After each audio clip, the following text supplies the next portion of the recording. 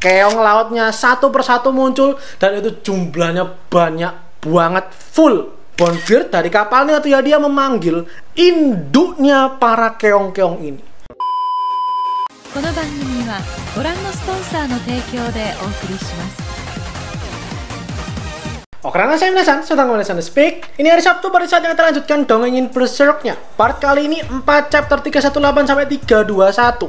Kita masuk ke climax cerita pertempuran Guts dan semuanya melawan bajak laut Bonebeard, melawan dewa laut yang tinggal di pulau dewa laut. Di part sebelumnya kita sudah melihat Guts dan semuanya memutuskan sekarang aja kita grebek, kita serang, kita kalahin langsung si dewa brengsek ini di pulaunya langsung sekalian. Dan kita juga sudah melihat kalau Farnese dipercaya sama Sirke untuk merapal mantra bikin barrier dengan sihir memanggil para raja astral. Seperti apa kelanjutannya? Langsung kita mulai aja. Silahkan like, share, subscribe. Kalau kalian bahasan kali ini jangan lupa follow Instagram Minasan Speak. Mari kita mulai ceritanya.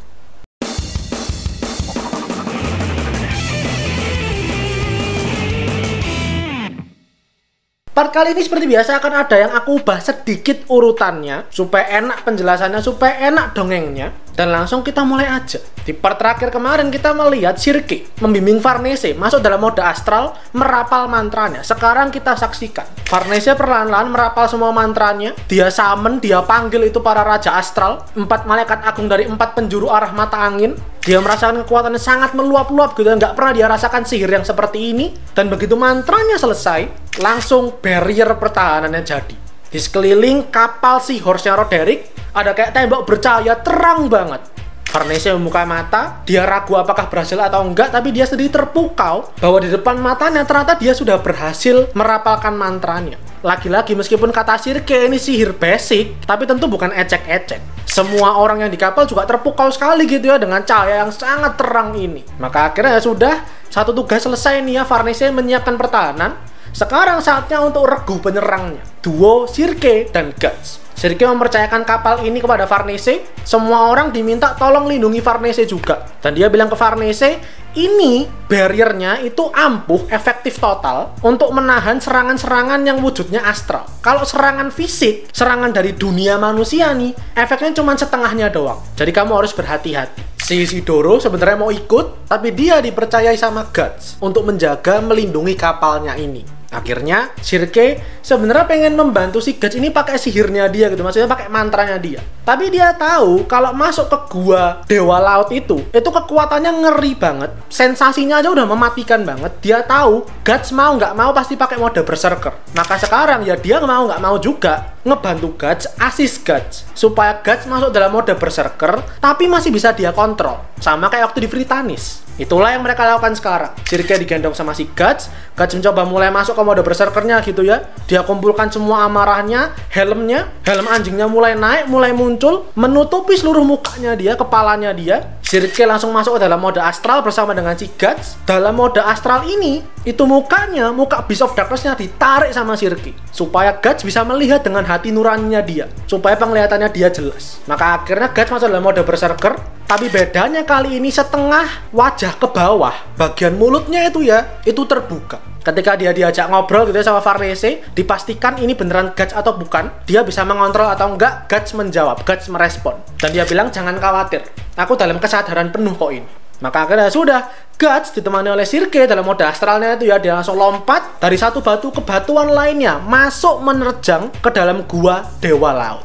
Semua orang sisanya tetap tinggal di kapal menanti mereka. Di situ kita melihat tubuh fisiknya si Sirke dijagain sama Farnese. Si Moonlight Boy itu kayak mendengar sesuatu, kayak ada suara gitu ya, yang mana juga didengar oleh Isma. Isma bilang ke Isidoro, dia baru aja mendengar sesuatu dari bawah laut, seakan-akan itu memanggil dia. Kita tinggalkan itu sejenak, kita pindah sekarang ke Guts dan Sirke. Mereka masuk, ini udah di entrance gitu ya, di pintu masuk guanya. Guts mulai masuk 1 langkah, 2 langkah, masuk seterusnya. Akhirnya dia, di situ dia merasakan sensasinya memang bener-bener gelap banget. Tekanannya tuh tinggi banget, kuat banget. Dan si Sirke memang ngerasa ini tuh guanya kayak gua Cliptot, guanya para troll itu ya. Sama nih perasaannya kayak gitu. Maka akhirnya ya udah mereka semua masuk menerjang gitu kan, sampai akhirnya si Guts berhenti di depannya itu kayak ada patung gede banget tapi udah hancur, udah runtuh gitu, ada mukanya doang. Guts menaiki muka patungnya ini, di depannya dia ada hamparan kayak air luas sekali, gak kelihatan ujungnya. Tiba-tiba dari perairannya ini, keong lautnya satu persatu muncul, dan itu jumlahnya banyak banget, full. Dan dari belakang para sihir ini, para keong-keongnya ini, muncullah tentu bajak laut kesayangan kita semua, Bonebeard. Inilah kandangnya Bonebeard, dan Bonebeard menyambut mereka. Sorry, bukan mereka, dia nggak bisa ngeliat Circe ya. Menyambut si Guts. Si Bonebeard sendiri mengakui dari semua timnya Roderick, kelompoknya Roderick, emang kamu, Kuroi Kenshi, kesatria berarmor hitam dengan pedang raksasa, kamu tuh yang paling luar biasa, emang paling spesial. Tapi justru kamu malah cari mati kemari. Ngapain kamu kemari? Sudah aku bilang ini adalah perayaan malam Paskah bagi sang dewa laut. Maka kamu akan kami persembahkan kepada dia. Ini si Guts sama si Circe sebenarnya udah agak capek gitu, agak bosan menemui si bajak laut yang banyak omong ini ketiga kalinya sekarang. Tapi tiba-tiba mereka dikejutkan karena dari belakangnya Bonebeard. Bonebeard dari kapalnya tuh ya, dia memanggil induknya para keong-keong ini. Raksasa sekali. Dan inilah yang harus dihadapi sama si Guts. Si Bonebeard bilang, kamu bersiap-siap karena dia akan melahap kamu. Circe bilang ke Guts, Guts, ini kalau kita terusin di sini nggak menguntungkan buat kamu karena kamu dikeroyok. Ruangannya, space-nya juga sempit banget. Mending kita balik ke depan gua aja dulu supaya lebih luas, supaya kamu lebih leluasa bertarungnya. Tapi si Guts justru memberi ide gila lain. Dia bilang, enggak, kalau aku balik ke sana, balik ke depan, yang ada aku malah nggak bisa bermanuver. Daripada kita ke belakang, mending kita maju ke depan dan kita akan langsung masuk ke dalam mulutnya si monster ini. Guts berencana supaya dia dimakan aja. Circe yang kaget dengan ide itu nggak sempat berkomentar apapun karena Guts langsung lompat. Guts menerjang gitu aja gitu ya. Itu si Bonebeard mukanya dijadiin batu loncatan sama si Guts. Si Guts bener-bener dia mencoba menerjang masuk biar dimakan sama monsternya ini. Semua keong-keong yang mencoba menyerang dia, mencoba menahan dia, dihindari sama dia, mengelak lompat dari satu ke yang lainnya. Dia lompat setinggi mungkin, sekencang mungkin supaya bisa masuk ke mulut si monsternya ini. Dan akhirnya beneran aja dilahaplah Guts. Dimakan, ditelan masuk oleh si monster raksasanya ini. Si Bonebeard melihat itu diketawain dong sama Bonebeard. Ini orang goblok kali ya. Ngapain coba malah pengen dimakan? Ngapain malah pengen masuk mulutnya? Malah cari mati kan? Dan akhirnya Bonebeard merasa ini satu halangan besar sudah menghilang gitu kan. Satu rintangan besar udah nggak ada depan matanya dia. Maka sekarang satu kali lagi dengan gigih, nggak pernah menyerah. Ini satu hal yang patut kita teladani dari Bonebeard ya. Dia akan membalaskan kekalahannya, dendamnya dia ke Roderick. Maka dengan semua keong-keongnya itu, dengan semua sihirnya, dia bawa armadanya ini melaju ke kapalnya si Roderick.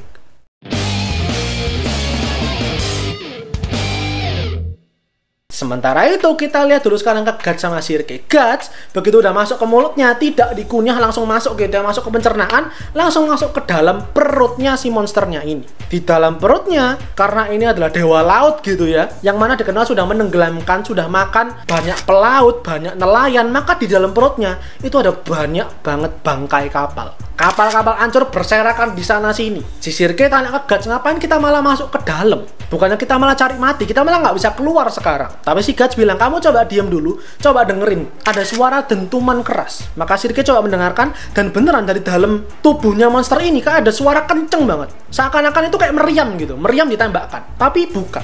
Itu adalah detak nadinya si monsternya ini. Itulah yang diincar sama Guts, supaya dia bisa masuk ke dalam dan dia bisa ngancurin ini monster dari dalam. Guts tahu ini monster mau gimana pun wujudnya adalah gurita juga.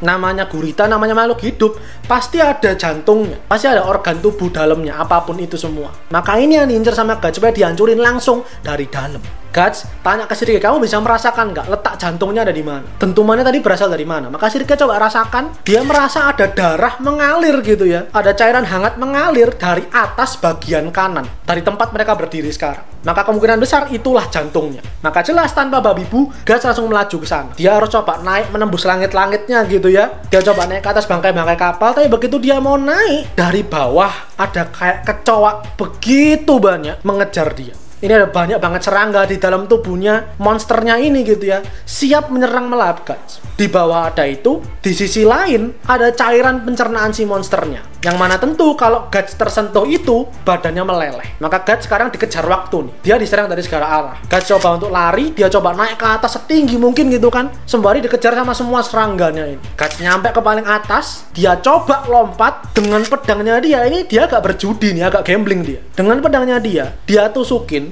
terus dia belah langit-langitnya yang di atas. ada sekitar berapa meter, disayat nih sama si Guts, dan secara tiba-tiba lubang sayatannya ini menyedot si Guts sama Sirki. Dari sisi bawah ketarik ke atas. Guts mengerti itu satu-satunya cara supaya dia bisa naik, karena ada gasnya, ada tarikan gasnya nih. Dia tertolong oleh tarikan gasnya ini, meninggalkan serangga-serangganya di bawah. Begitu Guts sudah sampai di atas, dia tinggal menelusuri lebih lanjut nih ya, letak jantungnya di mana. Dia baru mau coba explore, sekarang dihadang serangga lain, ada laba-laba banyak depan matanya dia.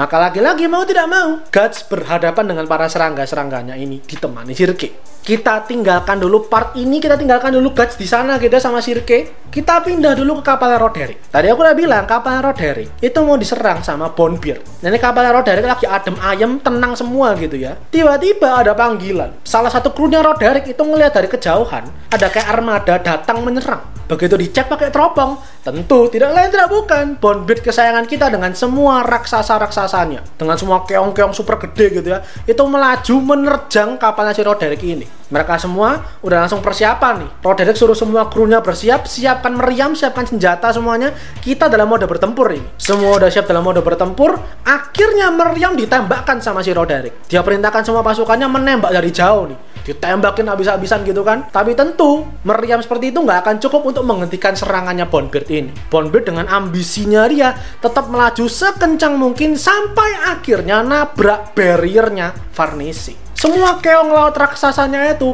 nabrak dan tertahan dan terserang oleh barrier Raja Astral. Dan akhirnya ini karena keong-keongnya nggak bisa kemana-mana gitu ya, maju nggak bisa, mundur jelas nggak mungkin, bertahan juga nggak bisa, mau nyerang ya nggak mungkin. Maka yang ada malah jadi serangan empuk buat meriamnya si Roderick. Ditembakin habis-habisan dari segala arah, ujung sampai ujung ditembakin habis-habisan. Tapi di situ Bonebeard tidak putus asa. Dari badannya keong-keongnya ini dinaikin tuh pakai kapalnya dia, kapalnya naik dan menerjang masuk ke tembok barriernya. Ingat tadi di awal video aku bilang, Sirke itu bilang ke Farnese, ini barrier ampuh untuk menahan serangan astral. Kalau serangan fisik, efeknya cuma setengahnya doang. Maka tentu kapalnya Bonebeard bisa menabrak, bisa menjebol barriernya ini. Dan akhirnya kapalnya Roderick ini ditabrak sama si Bonebeard. Semua orang langsung porak-poranda gitu kan, dapat serangan tiba-tiba mereka. Bonebeard dengan semua pasukannya dia cabut pedangnya dia. Ini kali ini bener-bener bersungguh-sungguh harus bisa membalaskan kekalahan dia, rasa malu dia, dendamnya dia.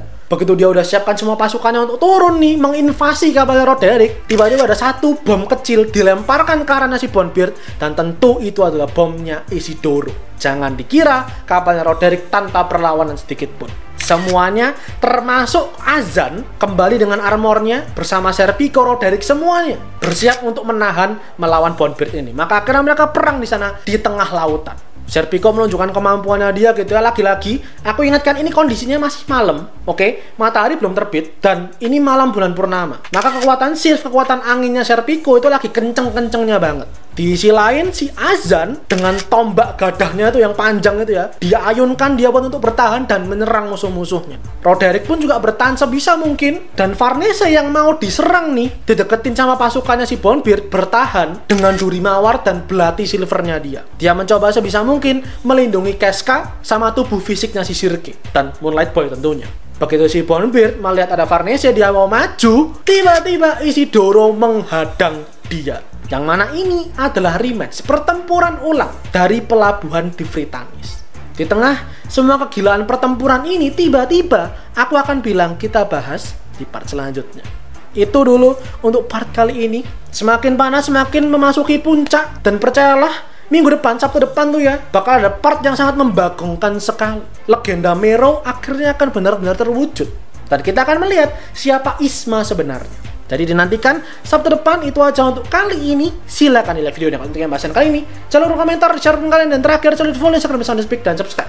Buat kalian yang nikmati lebih banyak konten anime dan manga dari channel Soundspeak, karena anime dan manga yang aku suka dan yang kalian suka. So, see you guys in the next video. Itadashi minasan.